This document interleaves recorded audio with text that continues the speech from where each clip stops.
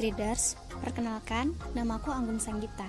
Aku adalah seorang penulis yang telah menerbitkan 40 judul karya tulis di usia aku yang saat ini menginjak 24 tahun. Selain itu, aku juga merupakan pemilik sekaligus pimpinan redaksi di redaksi buku dan majalah bernama Sanggita Redaction. Semua materi yang aku sampaikan melalui audio text channel YouTube aku ini merupakan karya tulis aku sendiri yang sudah terbit, sehingga minim sekali akan hoax karena sudah didasarkan oleh referensi yang matang dan lolos terbit. Bagi teman-teman Goodreaders yang mau mengikuti karya tulis aku yang lain, bisa update di akun Instagram san_anggun. Langsung di follow ya, dan jangan lupa juga untuk subscribe channel YouTube aku. Terima kasih. Kapan terjadinya kiamat, itu urusan Tuhan. Tetapi jika negara barat ingin kiamat dipercepat, itu urusan saya. Tertanda Vladimir Putin, presiden dari Rusia. Sepertinya ada yang terlalu terburu-buru dalam menyuarakan konflik Rusia-Ukraina akan segera berujung titik temu, mengingat situasi dan kondisi yang terjadi tidak hanya melibatkan wilayah daratan dan udara saja, namun sudah mulai menjamur ke wilayah lautan. Tepat pada tanggal 21 Maret 2022 kemarin, sejumlah kapal-kapal perang milik Rusia memuat senjata dan tank berlapis baja tertangkap oleh kamera Kementerian Pertahanan Jepang mulai melintasi Selat Tsugaru. Hal itu seolah menyulut api pertahanan laut NATO, khususnya Angkatan Laut Jerman, sehingga Terje Schmidt-Eliason selaku komandan pasukan pun turut menggerakkan 5 unit kapal perang ke bekas Republik Soviet Latvia yang merupakan bagian paling rentan dari sayap timur NATO. Aksi ini turut mematahkan sejumlah angkatan laut dari beberapa negara NATO yang lainnya seperti Denmark, Belgia, dan Estonia, hingga tergabung ke dalam 600 orang pelaut yang akan memulai operasi pembersihan ranjau serta memblokade semua kapal berbendera negara Rusia. Terasa kian jauh dari kata damai, pada tanggal 18 Maret 2022 kemarin pun Rusia tidak beri ampun dalam menembakkan 2 unit rudal hipersonik ke Ukraina, di mana 1 unit diledakkan tepat di bagian barat Ukraina yaitu lokasi gudang senjata, sedang 1 unit lainnya diledakkan tepat di bagian selatan Ukraina yaitu lokasi gudang bahan bakar. Para analisis sempat mengeluarkan statement bahwa penggunaan senjata ini merupakan yang pertama di dunia. Rudal berjenis Kinzhal tergolong senjata ideal yang terbang dengan kecepatan 10 kali kecepatan suara dan dapat lolos dari sistem pertahanan udara.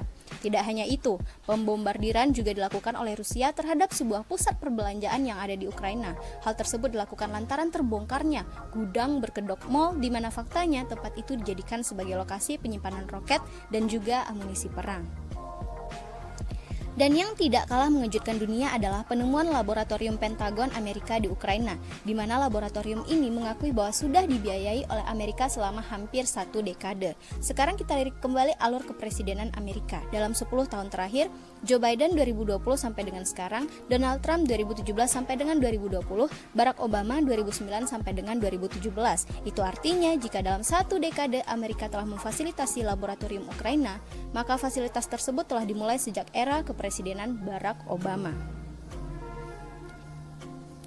Tidak hanya kejutan berupa laboratorium Amerika di Ukraina yang kini tengah memperpanas konflik Rusia, Ukraina, dan Amerika, namun juga label presiden boneka yang disematkan kepada Presiden Zelensky pun turut menjadi perhatian publik. Disebut-sebut bahwa Presiden Zelensky sebelum dinobatkan sebagai Presiden Ukraina, ia telah terlebih dulu menandatangani sebuah kontrak rahasia dengan Amerika, sehingga Amerika lah yang memodali serta memfasilitasi kemenangan sang Presiden Ukraina pada Mei 2019. Sekarang kita tahan sampai di situ. Sedikit beralih tentang hal mengejutkan lainnya, di mana pada laboratorium Amerika yang berlokasi di Ukraina, ditemukan sampel virus corona beserta sampel patogen mematikan lainnya. Seperti yang dipaparkan oleh Kementerian Pertahanan Rusia, Igor mengatakan bahwa selama operasi militer khusus, fakta terungkap dari rezim Kiev menghapus jejak program militer biologis yang sedang dikembangkan Ukraina dan dibiayai oleh pertahanan Amerika, juga terhadap beberapa sampel virus corona dan sampel patogen mematikan lainnya. Hal ini menjadikan Rusia mengeluarkan asumsi bahwa Amerika dan Ukraina lah yang selama ini menyebarkan berbagai macam virus termasuk COVID-19 di dunia. Maka muncullah sebuah pertanyaan, jika memang Amerika telah memfasilitasi Ukraina selama kurang lebih 10 tahun untuk misi penyebaran virus ini, lantas kenapa baru terrealisasi di akhir tahun 2019? Sebelumnya saya sudah memaparkan terkait kepresidenan Ukraina pada serial Rusia-Ukraina part 1 dan 2 bahwa di balik diam-diamnya Rusia-Ukraina semenjak tahun 1991 ada peran Presiden Ukraina yang pro-Rusia. Namun tidak semenjak kemenangan Presiden Zelensky yang digadang-gadang sebagai presiden boneka Amerika.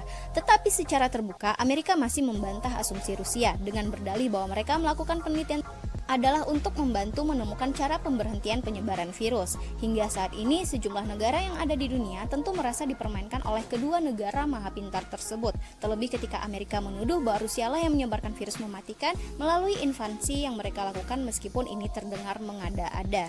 Hanya saja, saya akan tetap melanjutkan informasi ketika fakta kian terungkap di balik propaganda Amerika terhadap Ukraina. Berikut dengan peran laboratorium Pentagon selama 10 tahun terakhir ini.